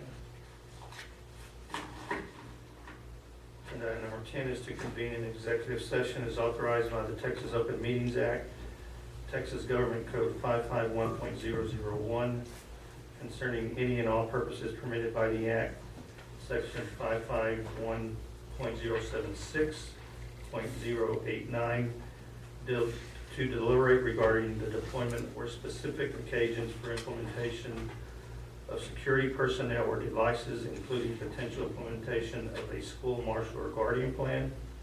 Section 551.074, discussion of personnel / recommendation for hire.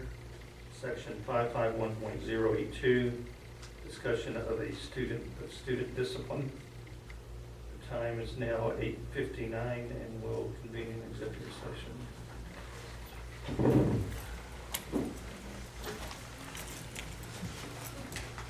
In an open session to act on any items requiring action from closed session. As the record reflected, it is also now 9:46. Do I have a motion granting the superintendent authorization to fill the pre-K teaching position? So moved. I have a motion by Mr. Stansberry, second by Mr. Rector. All in favor, please say aye. Aye. Any opposed? Motion carries. Time is now 9:47 and this meeting is adjourned. Thank you for